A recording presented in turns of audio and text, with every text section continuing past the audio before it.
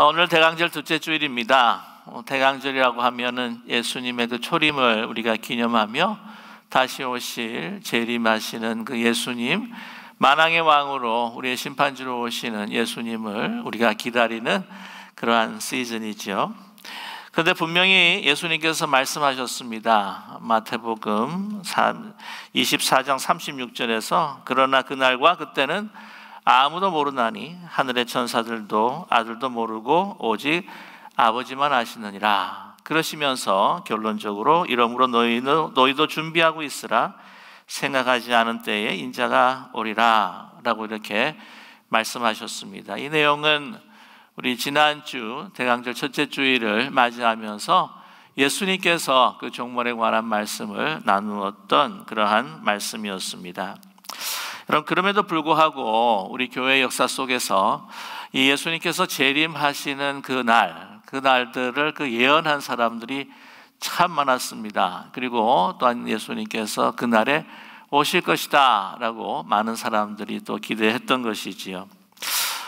우리 인간의 그 마음과 생각은 이렇게 예수님께서 오시는 날을 우리가 예언하게 되고 정확한 날짜를 좀 알게 되면은 우리가 잘 준비할 것 같다라고 하는 아마 그런 생각이 들었던 것이 아닐까요? 근데 아무튼 이렇게 보면 대표적으로 2세기 초에 로마의 신학자였고 교부였던 히포리토스라고 하는 분이 계신데, 그분은 예수님께서 500년 주후 500년에 재림하실 것이다 라고 그렇게 예언을 하셨습니다. 근데 예수님께서 오시지 않으셨죠. 재미있는 사실은 이제 1000년이 되었을 때 이 1000이라고 하는 숫자가 어떤 특정인이 예수님의 그 재림을 예언하지 않는다고 할지라도 이 1000이라고 하는 특정의 숫자가 예수님께서 재림하실 거다라고 하는 많은 사람들의 그 생각에 자극을 주어서 그들을 또한 흥분시켰다고 하는 것이죠. 그래서 많이들 1000년에 오실 것이다 예상하고 기다렸다고 합니다. 또 재미있는 것은 종교개혁가 마르틴 루터도 예수님께서 오실 거다, 그 해에 오실 거다라고 이렇게 말하지는 않았지만 그 1500년도에 뭐라고 이야기를 하냐면은 예수님께서 이제 흰말을 타고 오시는 재림주로, 그 구름 타고 오시는 그 재림주로 오시는 그 순간이 너무나 우리에게 임박했다. 우리가 살아있을 동안에 오실 거다라고 이렇게 이야기한 적이 있습니다. 이제 물론 정확한 날짜는 이제 언급하지 않았다는 것이죠. 이후에 미 대륙을 발견했다고 하는 크리스토퍼 콜럼버스, 그 콜럼버스가 이 책을 낸 적이 있었는데, 그게 뭐냐면은 이제 종말에 대한 예언서입니다. 그는 뭐라고 이야기하냐면은 1556년으로 예수님께서 오실 거다라고 이렇게 예언을 한 적이 있었죠. 물론 예수님께서 오시지 않으셨습니다. 또 한 번은 이제 1666년이에요. 왜 1666년일까? 생각해 보면은 666이 있기 때문에 예수님께서 아마 그 적그리스도의 그 시대가 지나면 오실 거다, 그해 오실 거다라고 하는 그 많은 사람들의 더 그 기대를 또한 가지고 있었던 때가 있었습니다.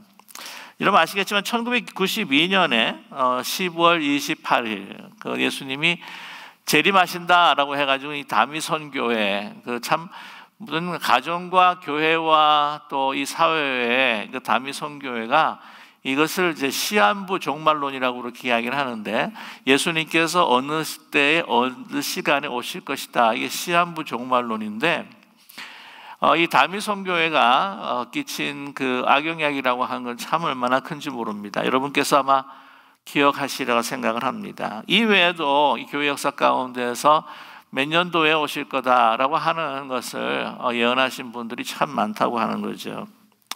그런데 이 다미선교회가 악영향을 미쳤던 것은 여러분께서 아시겠지만 이 가정, 그 교회 또한 이 사회의 이 구성원들이 정말 직장도 학교도 가정도 다 버리고 그냥 모여가지고는 그냥 오실 것을 기다렸다고 하는 것이죠. 그러니까 일상의 모든 생활을 다 버리고 말았다는 것입니다.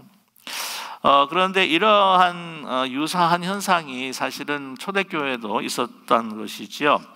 데살로니가 4장 이렇게 좀 보시게 되면은 그때 당시에 이제 초대교회에 이 예수님께서 곧 오실 것이다. 예수님이 승천하시고 정말 한 50년 안에는 오실 것이다. 우리가 살아있을 동안에 오실 거다라고 이렇게 많이 기대하는 임박한 종말론을 믿고 있었습니다. 그래서 거기에 많은 무리가 있었었죠. 그래서 우리가 뭐 일할 필요가 있느냐? 우리 다 모여서 네 것 내 것 없이 그냥 일하지 말고 있는 것 이렇게 먹으면서 우리가 이렇게 공동체 생활하면서 그냥 세상을 등지고 이렇게 살면 얼마나 좋겠냐라고 그런 일들이 있었습니다. 그래서 바울 사도가 데살로니가 4장 11절에 뭐라고 이야기하냐면은 또 너희에게 명한 것 같이 조용히 자기 일을 하고 너희 손으로 일하기를 힘쓰라. 그러니까 일상생활에서 필요한 것들을 이제 노동과 또한 이렇게 수고를 해서 남의 것 이렇게 막 이 집에 들어가 가지고는 이제 주님 오실 거니까 우리 같이 함께 먹자 그렇게 하지 말고 스스로 또한 일을 해서 그 하루하루 생활을 해나가 열심히 게으르지 말고 생활해 나가라라고 이렇게 말씀하고 있죠. 이 외에도 이 종말이 우리에게 임박했다고 하지만은 그러나 너희들이 하루하루 거룩하게 범죄하지 아니하고 이방인처럼 정욕과 세욕을 따라 살지 말고 또한 형제를 사랑하는 형제 사랑에서 안에서는 너에게 말할 필요도 없겠지만 형제를 이 삶의 가운데에서 사랑하면서 예수 그리스도의 임박한 대림을 준비하라라고 이렇게 말씀하고 있습니다. 그러니까 하나님의 그 뜻, 주어진 일상의 생활, 그 사명들을 하루하루 이렇게 나가는 것이 바로 예수 그리스도의 재림을 준비하는 것이다 라고 하는 것이죠. 독일의 유명한 개신교 신학자, 여러분 잘 아시는 디트리 본헤퍼 목사님이 계십니다. 그 히틀러의 그 압제에 대항해서 정말 적 그리스도와 같은 온 그 세계를 전쟁의 포화 속에 그리고 600만 유태인들을 학살하는 그러한 그 나치 정권에 대항했던 분이 바로 디트리 본헤퍼 목사님이 아니십니까? 하나님을 대적하는 그러한 나치 정권에 이렇게 저항을 하는데 목숨을 무릅쓰고 이렇게 저항을 합니다. 그러면서 이 목회자들과 다른 성도들에게도 우리가 함께 이 일에 동참합시다라고 이렇게 또한 요청을 했던 것이죠. 그런데 독일 그리스도인들 그 여러 그룹들과 또 여러 이제 목회자들이 이 본헤퍼 목사님에게 뭐라고 이야기하냐면 우리도 나치 정권이 그리고 히틀러가 바로 하나님을 대적하는 적 그리스도라고 하는 것을 우리가 알고 있다. 그렇기 때문에 이제 예수님께서도 이제 곧 재림하실 거다. 예수님께서 곧 재림하셔서 이 모든 세계를 다 이렇게 심판하실 터인데 지금 당신이 이렇게 위험과 목숨을 무릅쓰고 이렇게 일할 필요가 꼭 있겠느냐? 그냥 가만히 있어도 되지 않겠느냐? 이렇게 목숨을 위협받으면서 또한 위험을 무릅쓰고 하는 이 모든 일들이 예수님 재림하시면은 다 뭐 허사가 될 텐데 왜 그러느냐라고 이렇게 이야기한 적이 있습니다. 그랬을 때 본헤퍼 목사님 말씀하시죠. 예수님이 내일 오시면 내일 저는 저에게 주어진 이 모든 수고에서부터 쉼을 얻게 될 것입니다. 하지만 오늘 하나님이 주신 그 해야 할 일, 오늘 나에게 주어진 그 사명을 저는 마치려고 살고 있습니다. 그 일이 마칠 때까지 저는 오늘도 계속 일해야만 합니다 라고 그렇게 이야기를 했다는 것이죠. 역사 가운데에 하나님의 그 일을, 큰 일들을 우리가 감당하면서 또 살아갈 수도 있겠지만 우리가 보기에 너무나도 작은 일이라고 하지만 그래도 하나님 앞에 정말 소중한 나에게 주어진 자그마한 일상의 생활들이 있다고 하는 것이죠. 그런 일들을 계속할 때에 우리는 바로 심판주로 오시는 예수님을 우리가 준비하게 만날 수 있도록 준비하게 된다는 것입니다.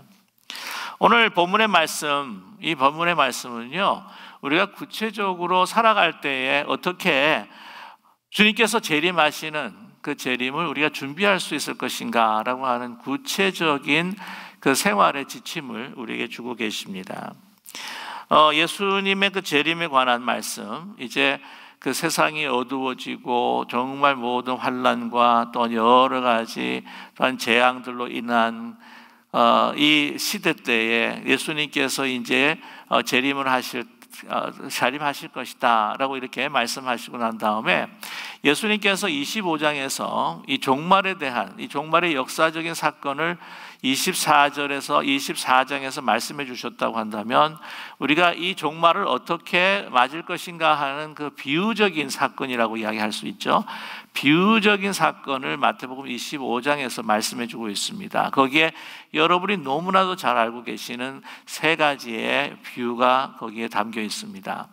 첫 번째는 이제 신랑을 맞이하는 그 등불을 준비하는 그 열처녀의 비유가 나오고요. 두 번째는 이제 주인이 멀리 타국으로 떠나 여행을 할 때에 그 종들에게, 그 청지기들에게 맨 처음에는 15달란트, 2달란트, 1달란트 이렇게 맡기는 그러한 이 비유가 나옵니다. 그리고 난 다음에 오늘 읽었던 이 본문의 말씀이 이제 양과 염소의 비유라고 하는 것이죠. 여러분, 그냥 간단하게 말씀을 드리면 저 열처녀의 비유 같은 경우에는 이제 언제 신랑이 오실지 모르니까 이것은 항상 등불을 준비하라. 그러니까 늘 준비하는 마음을 가져야 한다고 하는 그러한 비유고요. 또한 이 달란트 비유 같은 경우에는 하나님께서 우리에게 주신 은사가 무엇인지를 보고 그것이 작든지 크든지 간에 바로 주인의 마음에 합하여서 그것을 통하여서 그것을 사용하여서 정말 하나님의 그 나라를 더 크게 확장해가며 불려가는 그러한 삶을 살아야 한다. 청지기의 직분, 그 은사를 사용해서 살아야 한다라고 하는 것을 말씀해 주고 계시면서 오늘 마지막 이 양과 염소는 어떻게 늘 준비하면서 어떻게 우리가 가진 그 은사로 살아가야 할 것인가. 여러분께서 잘 이해하시겠지만 정말 힘들고 부러워하고 고통당하고 아파하는 그 이들을 우리가 돌봐야 된다라고 하는 비유가 바로 오늘 이 기록입니다. 자, 그런데 오늘 이 말씀 여러분께서 너무나 이 비유를 너무나 잘 알고 계실 거예요. 이제 예수님께서 이 땅에 인자가 이제 오셔서 영광의 자리에 이제 계실 때에 오른편에는 양을, 왼편에는 염소로 가르친다고 하지 않습니까? 그래서 오른편의 그 양들은 이제 그 천국의 그 영생의 그 잔치에 들어가게 될 것이고 또한 왼쪽에 있는 그 염소들은 그들은 완전히 심판을 받게 될 것이다. 그래서 이 양 쪽에 있는 이들에게 내가 정말 굶주렸을 때 먹을 거 주었고 목마를 때 마시게 하였고 또한 내가 나그네 되었을 때 영접하였고 내가 헐벗었을 때 입을 것을 주었고 또한 이런 병들었을 때 돌봐주었고 옥에 갇혔을 때 찾아봐 주었다. 그랬더니 내가 언제 주님 언제 그럴 때 있었습니까? 제가 그때 어떻게 주님 그때가 주님이 저희가 주님을 배웠습니까? 그러니까 이런 지극히 작은 자 한 사람에게 해준 것이 바로 나에게 한 것이다. You did it to me. You do it to me라고 하는 그러한 말씀을 하고 계시지 않습니까? 그 반대편에 있는 사람들에게는 이제 반대로 이야기를 하시죠. 내가 헐벗었을 때, 내가 굶주렸을 때 먹을 거 안 주었고, 목마를 때 마실 것 안 주었고, 또 내가 나그네 되어서 영접하지 아니하고, 굶주렸을 때에, 내가 헐벗었을 때에 옷을 입혀주지 아니하고, 내가 병들었을 때 돌봐주지 않았고, 내가 옥에 갇혀서 찾아봐. 아니, 주님 그때 주님을 그런 상황에 배웠더라면 내가 왜 그렇게 하지 않았겠습니까? 예수님께서는 거의 똑같은 말씀을 하시잖아요. 지극히 작은 자에게 하지 않은 것이 바로 나에게 하지 않은 것이다 라고 하는 비유로 말씀합니다. 이 말씀을 사실 전하기가 저 자신에도 그렇고 우리 성도님께도 사실은 많이 큰 부담이 되는 비유이기도 합니다. 이 비유를 이제 딱 듣게 되게 되면은요, 어떤 생각부터 나냐면, 나는 양일까? 나는 염소일까? 라고 하는 생각을 하게 되고, 그렇다면 내가 이제 천국에 갈 수 있을까? 아니면 영원히 심판받게 될 수밖에 없을까? 라는 생각을 갖게 됩니다. 근데 그렇다면 그런 불쌍하고 힘들고 헐벗는 이들을 이제 도와주면 천국에 가는 거고, 그렇지 않으면은 그 지옥불에 떨어진다. 그렇게 되면 예수님을 믿지 않는 사람도 만약에 그렇게 했다고 한다면 구원을 받게 되고, 그 도와주지 않으면은 형벌을 받게 되고, 이게 어떤 구원에 관한 그 행위로 인하여서 구원을 얻는 것은 또 구원을 얻는 그러한 비유가 아닐까라고 이렇게 또한 생각할 때가 있다고 하는 것이죠. 이 비유는요, 사실 그런 포인트가 아니라고 하는 것입니다. 우리가 양인가 염소인가, 그거를 이제 우리 걱정하면서 우리가 행동을 또 잘해야지, 우리가 순종해야지, 내가 자비함을 받은 것처럼 내가 다른 사람, 불쌍한 사람한테 정말 자비를 베풀어야지. 이거는 우리 기독교뿐만의 가르침이 아니라 다른 종교의 가르침이기도 하거든요. 우리의 행위로 인하여서 구원 얻게 된다고 하는 그런 메시지가 사실은 아니라고 하는 것이죠. 여기서 중요한 메시지가 무엇인가? 이것은 우리가 정말 재림주로 오시는 그 예수님을 만나기 위해 우리가 준비할 때에 이 땅에서 우리와 함께 하시는 주님을 어떻게 하면 지속적으로 만나서 그분을 따르고 그분을 사랑할 수 있을까라고 하는 바로 그 길을 우리에게 가르쳐 주시는 비유가 바로 이 비유라고 하는 사실입니다. 예수님을 어떻게 하면 우리가 만날 수 있을까? 저와 여러분, 사실 우리 예수님을 만나기를 원하지 않으십니까? 예수님 만나기가 좀 부담스러운 분도 계실지는 모르겠습니다. 어쩌면 우리의 삶에 정말 심취하고 우리의 삶의 한물이 되어서 내가 지금 누리는 어떤 그러한 연락, 조그마한 인생의 그 기쁨, 세상에 이런 것에만 우리가 계속해서, 그것을 하나님께서 주시는 축복입니다. 하지만 거기에 계속해서 함몰되어 있고 또한 그 안에서만 우리가 생활을 하게 된다면 정말 과연 우리가 이런 생활을 유지하기만을 원하지 과연 주님 만나기를 원합니다라고 하는 마음이 혹시 있을까요? 여러분, 우리 예수님께서 재림하실 때에 우리가 하나님 앞에 주님 앞에 거룩하고 아름답게 서게 된다고 하는 것은 바로 오늘 이 땅, 예수님이 오시기 전에 이 땅에 우리와 함께 하시는 주님을 계속 지속적으로 만나면서 그 주님을 사랑하고 그분과 함께 연합하면서 그 참사랑이 무엇인지를 우리가 experience하고 체험할 때에 여러분, 그곳이 바로 이 땅에서 누릴 수 있는 바로 천국이요, 또한 하나님께서 주시는 그 영원한 기쁨을 여기서 누릴 수 있다고 하는 것이죠. 예수님께서 재림하실 때에 주시는 그 온전하고 영원한 기쁨, 그래서 그걸 갖다가 그 salvation then and there라고 그렇게 이야기를 하죠. 그러니까 그 종말에 그때 오시는 그 하나님의 그 구원. 그런데 여러분, 그 구원이라고 하는 그 영생의 기쁨, 그리스도의 사랑, 그리스도와의 만남의 교제를 통한 그런 주시는 그 영원한 그 생명, 그 생명을 여러분 이 땅에서도 체험하고 경험할 수 있는 사람들이 바로 우리라고 하는 것을 잊지 말아야 할 것입니다. 그 예수님을 재림주를 만나기 전에 우리는 어떻게 준비할 수 있는가? 계속적인 이 땅에서의 주님을 만날 수 있는 그 주님과의 그 교제, 또한 주님의 그 얼굴을 배우는 그러한 그 시간들이 우리에게 필요하다고 하는 것을 말씀해 주고 있다고 하는 것이죠. 그것은 무엇입니까? 바로 가난한 자들, 힘들고 어려운 이들, 그 가운데에서 우리는 주님의 얼굴을 배울 수 있다고 하는 사실입니다. 여러분, 한 부자가 있었습니다.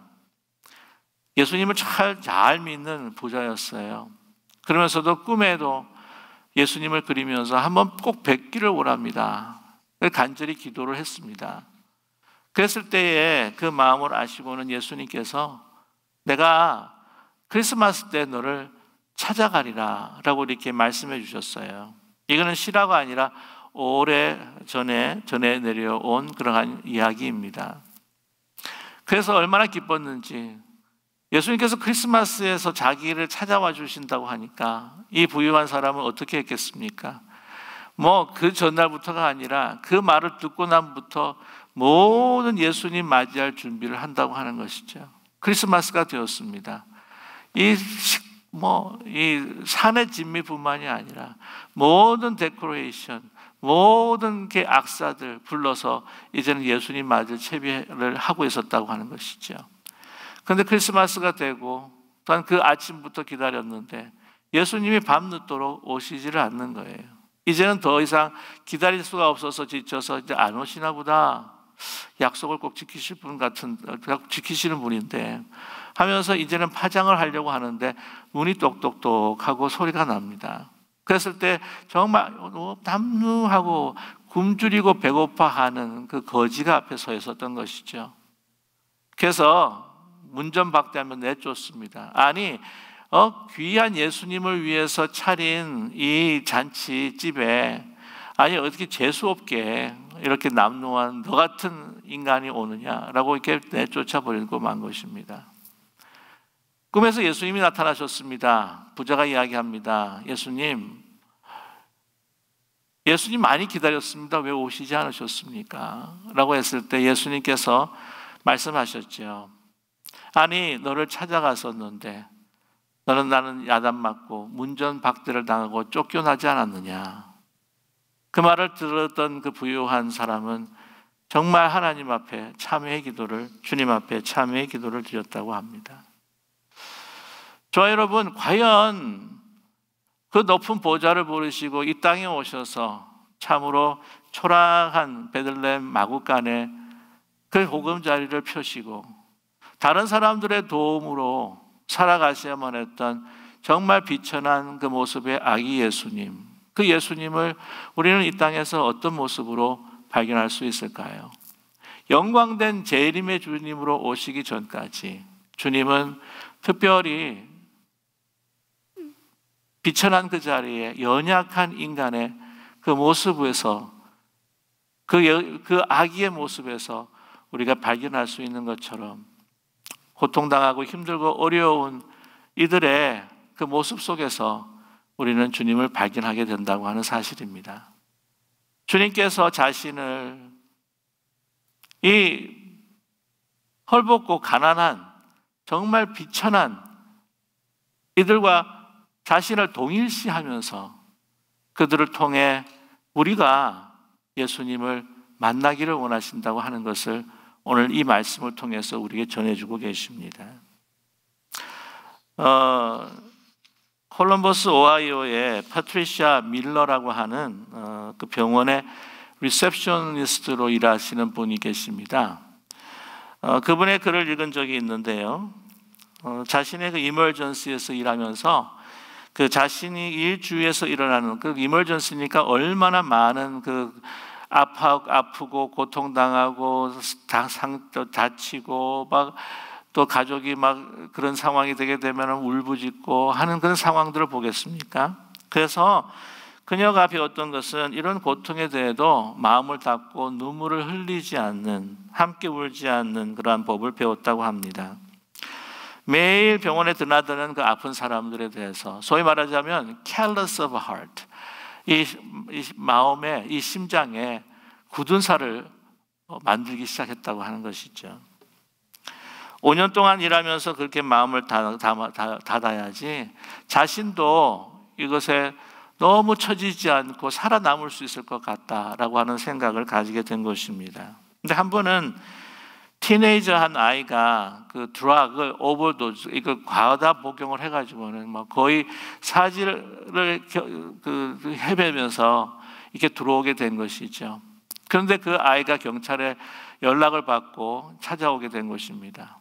그러면서 이제 접수를 시켜야 되는데, 아이는 들어가고 접수를 시켜야 되는데 너무나 큰 충격에서 울먹이는 가운데 빨리 필요한 인포메이션을 받고 싶은데 그냥 울먹이면서 말을 잊지를 못하더라는 거예요.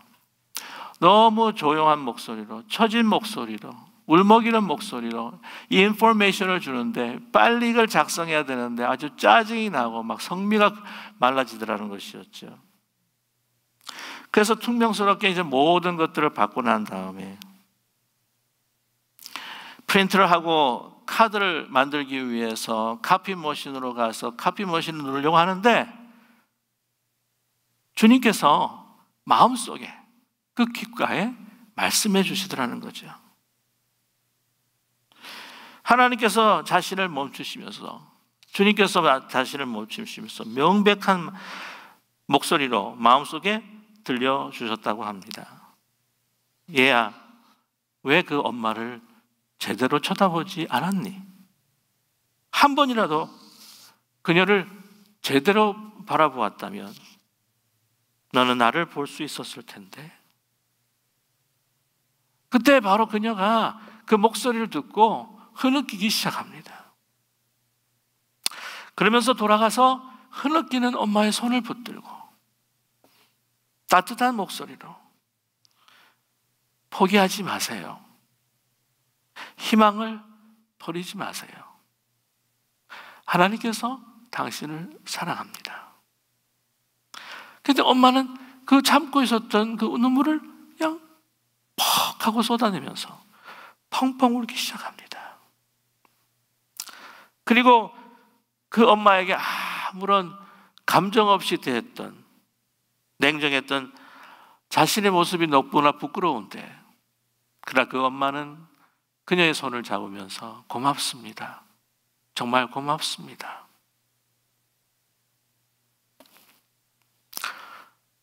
그녀가 그렇게 고백합니다. 그날 밤 주님이 저를 찾아와 주셨습니다. 그렇게 한 아이가 사경을 헤매는 가운데 고통당하는 한 싱글맘의 모습으로 주님께서 나를 찾아와 주셨습니다. 자신이 세운 지옥과 같은 이러한 무자비한 벽을 허물고 저 자신 안으로 주님께서 들어오셨습니다. 그리고 나의 삶의 고통과 외로움을 보게 하셨고, 그 독통당하는 한 엄마를 통해서 내가 쌓아놨던 나의 삶의 그 벽들을 주님께서 허무셨습니다. 그리고 제 안으로 주님께서 들어오셨습니다. 서구 사회에서 가장 심각한 질병, 그 질병은 TB나 나병이 아니다라고 마더 테레사 수녀님이 이야기하신 적이 있습니다. 사랑받지 못하고 돌봄받지 못하고 관심받지 못하고 하는 것이 큰 질병이다. 우리는 육체적인 질병은 의약품으로 고칠 수 있겠지만 외로움, 절망, 낙심, 그것을 치유할 수 있는 것은 바로 사랑입니다. 라고 그렇게 이야기하고 있습니다. 오늘 이 비유는 그냥 불쌍한 사람 도와주는 것, 그것으로 우리가 영생을 준비하고 오시는 재림하시는 예수님을 만날 수 있는 그 준비한다고 하는 것을 넘어서서, 여러분, 이 땅에 우리와 함께 하시는 그 주님을 우리의 이웃을 통해서 발견된다고 하는 것을 우리에게 말씀해 주시는 귀한 비유입니다.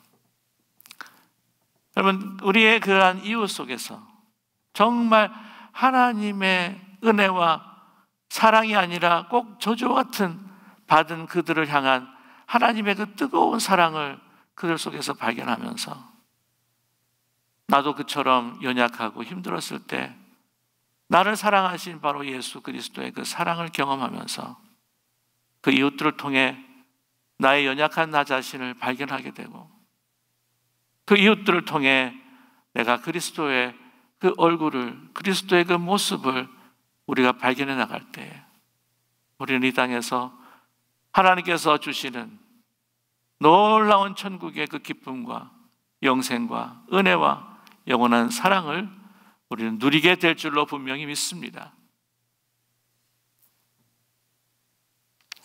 요즘에 목회하면서 저에게는 한 가지 갈등이 있습니다.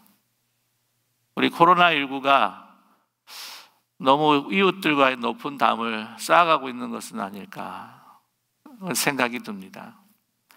이 코로나19로 인하여서 우리가 이웃의 힘들고 어려운 사정들을 관심을 가지고 보기보다는 너무 우리 문제에 함몰되어 가고 있는 것은 아닐까라고 하는 생각을 갖게 됩니다.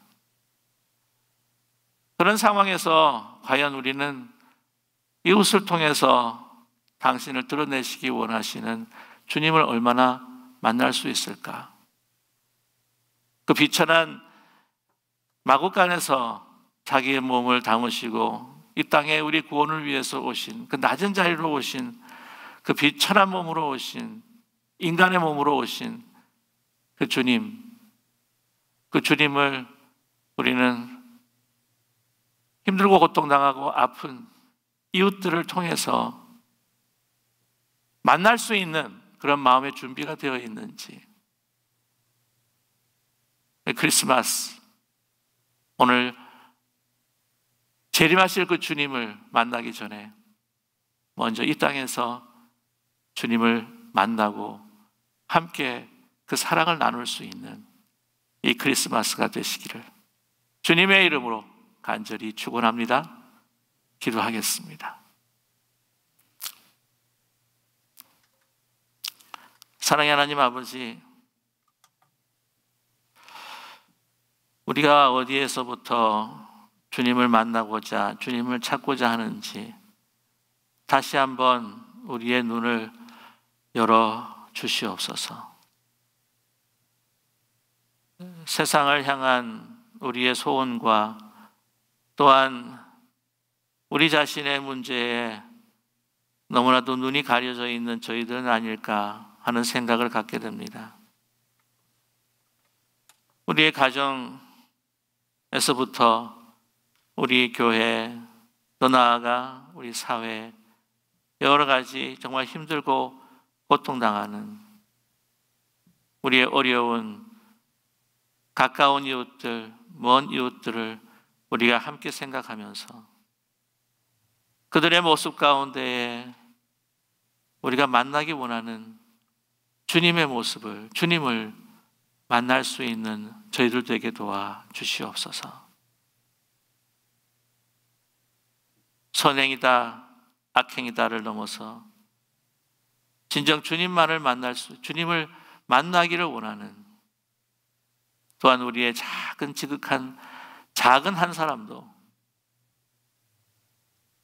바로 그이가 주님이라고 하는 믿음의 눈, 새로운 하나님의 그 시각을, 영적인 눈을 저희들에게 주시옵소서.